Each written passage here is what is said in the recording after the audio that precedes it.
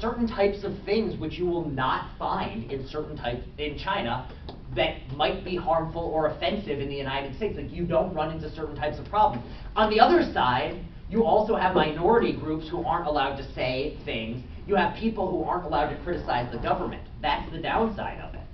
So in the middle, the EU regulations, it's somewhere in the middle. There is free speech, but there's also certain types of calls to arms that don't happen. But what's the number one thing that's true of the EU? If you think American government takes a long time, just go to Europe. Everything.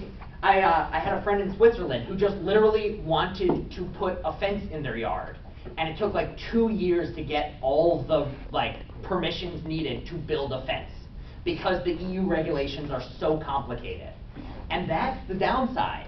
Is like, on the one side, it's a happier place in certain ways. Like, you don't have to, if you are somebody in the EU and you, say you're a Jewish person who posts something on, like, if you're a Jewish individual in the United States and you post a message that's anti-Trump and pro-somebody else, you're almost certainly going to start getting anti-Semitic hate messages. In Germany, those will go away, because German law is such that any neo-Nazi or anti-Semitic stuff gets taken down by Twitter immediately. So on the one side, you've got the positive of you don't have to deal with some of those things. But on the negative, one, it is definitely curbing free speech. Like it or not, you may not like neo-Nazi messages, but the fact is that if you start curbing neo-Nazi messages, you are curbing free speech. And on the other hand, the amount of red tape that's involved to make sure that this happens is very, very complicated. And then here's another one. So, I forget what I was going to say. Anyone else on this? You did. Well, I also wanted to point out that Saudi Arabia's internet policy is like very strict, and not only that, like they literally like monitor every single like internet servers or like people who have an internet access. They just like monitor it, especially if they go to incognito sites. And that's exactly, Saudi Arabia, China both have very strict rules around who can access the internet and what you're allowed to access when you're on it. Like, you can't access Google on Chinese internet. Like, you cannot access Facebook on the Chinese internet. It's just like, it physically is such that you cannot do it. And the way they're able to monitor it is there's literally, so in the United States, there are thousands and thousands and thousands of connections of literal physical wires that run between our nation and the rest of the world. There are lots of fiber optic cables under the ocean. There's tons coming in through Canada, up through Mexico. In China, there's literally, like, you can count on two hands how many wires there are coming into the nation. And because of that, it's much easier to control what comes in, because you can literally just block certain websites at those points. In the United States, it's not like that. And here's another big issue of, like, what is the other positives with free speech, is if you try to control, the nature of the internet is such that it's really, really, really hard to control a lot of free speech. And there's a sense in which, like, one of the things with the EU model is if there's an offensive video posted to Facebook, or no, an offensive video posted to YouTube, who's responsible for taking down the offensive video? YouTube. Which is like, how many videos go up on YouTube every single day? Millions and millions of videos are going up a week. And there's this sense of, like, is it right to ask the platform to be responsible for everything that appears on it? It seems like, no, you should punish the people maybe. But then what we see is that's just not going to work, because the people are located in nations around the world. So with things like free speech, if you want to curb free speech, it seems like the degree to which you might be doing it is going to be directly attacking the platforms and the companies. So right now, the new privacy regulations in the EU are causing major problems for American companies, because, so for instance, the new GDPR regulations, you are not allowed to send an email about business unless you've gotten explicit written permission from that person that you are allowed to send them messages. So on the one hand, you think like, oh, that's nice. Like, I don't want spam emails, so I would have had to sign up for it. But what's the downside of this? What's the issue with having, for a company or for a small business with this? How many of you respond to all your emails? Yeah, if you get an email that says, we need your permission to send you newsletters, could you please give it to us? There's a good chance they're going to lose a lot of their mailing list. And so like, there have been cases of like nonprofits or small church groups that have just had to stop sending out emails because they couldn't get the permissions. And so this is the other side of it. Is like, on the one hand, you say like, oh, this regulation is good, oh, this is helpful, but on the other side, there are ways in which it can hurt certain sorts of businesses. And then the other thing is like, how do you regulate everything that's on it? So let's just finish off with Facebook. Facebook, we said, talks about itself like it's just like the information commons. It's like a place where people come together and talk. And therefore they say we don't need to regulate what's on Facebook, because if we regulate the information that's on Facebook, everyone should be allowed to say whatever they want by American law on Facebook.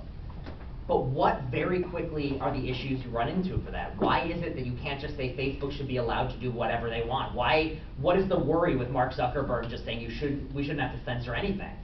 Because there is fear that they may become made into a publisher instead of a public. Yeah. There's a sense in which Facebook, somewhere along the line, went from a way of just keeping up with your friends to like a news site. Because a huge number of people get their news from Facebook. And so there are strict rules in the United States and elsewhere about what you're allowed to put in the news. Not in terms of opinion pieces, but you aren't just allowed to start writing false stories, like explicitly false stories, and getting them published. On Facebook, the nature of Facebook is such that you are allowed to put anything you want there. So you want to write up a made-up story about Hillary Clinton running a child prostitution ring out of a pizza joint? That can happen. Do people remember this? Did people follow this story? Pizzagate was a thing in which this was a news story that was published, and some guy showed up with a gun at a pizza shop in D.C. to shut down Hillary Clinton's child pornography and child trafficking ring because they read about it on Facebook. And that's the thing about Facebook, and it's becoming worse and worse now that we can have like fake digital versions of new, like, how many people have seen those things of like famous people speaking, where it was literally like you take their face and you run like a lip movement algorithm which makes it look like they're speaking. Oh, a deep fake. Yeah, a deep fake like video. Like there ones for Obama where you can watch Obama give a speech when really all it is like a computer-generated Obama with very computer-generated lips designed to round and move in the ways of the words he was speaking, with a fake video or fake audio created from snippets of other things he said and then used. Yeah, so this sort of is getting worse and worse. So you've got this thing where like Facebook's saying that, oh, you're allowed to say whatever you want, but you're now in this place in which Facebook is serving almost like a news site. What are some other things? Remember what we talked about? What did we talk about a few classes ago with propaganda and the ways in which Facebook is being used in these ways? The First Amendment applies to who? United States citizens, people and companies in the United States. But with Facebook and the internet, do you have to be a citizen of the United States to look like a citizen of the United States? No. No, and so here's this other issue, is it looks like Facebook, by saying we're not going to regulate for First Amendment reasons, is also not regulating things which, you know, they should be regulating. Like, they're not just not regulating American citizens, they're also not regulating fake American citizens who post fake things to try to get real American citizens to change their minds. And this is the sort of thing which just like could not have existed 10 years ago. And this is another way in which you might just say, well, we've always had free speech, it's great. And it's like, yeah, we had free speech in this particular way, except you can't just, like, the one thing I want to say is a takeaway. I'm not saying we should get rid of free speech to any degree. I'm not trying to take a stand on this. It could turn out that the laws we have right now are the best ones we could have. What I'm saying is we shouldn't just say we've always had them, and this is the way that free speech has always been, as our reason for continuing to have them. Because the fact is, the world is such a different place that what used to just be an insult, somewhere along the line, turned into calls to arms to certain people. And you might say that the correct thing to do is not censor, it's to do something else. But it's now very much a different question than it used to be.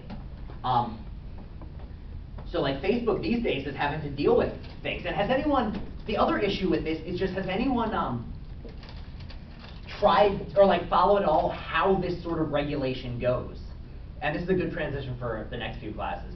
Who's in charge of regulating Facebook? No. Like if something offensive gets posted, what's in charge of figuring it out? Moderators are in charge.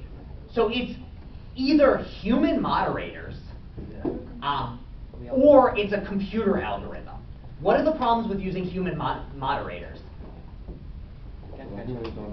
Human moderators are very limited and they can't catch everything. And think about how much gets posted to Facebook. Think about how many moderators you need, and think about how many people would want that job. Has anyone read about what it's like to be a Facebook moderator? It's literally like 8 hours a day watching beheading videos, rape threats, child pornography references, and you're just reading this for hours trying to decide, should this come down? That is not a happy thing to spend your life doing. So instead, you go, all right, let's use some computer algorithms to do this. What are the issues with the computer algorithms? What are some of the problems they've had? They don't know what's right. They don't know what's right or what's wrong. Yeah, you've got, computer algorithms are in some ways brilliant and in some ways really Dumb. stupid. Like, so stupid.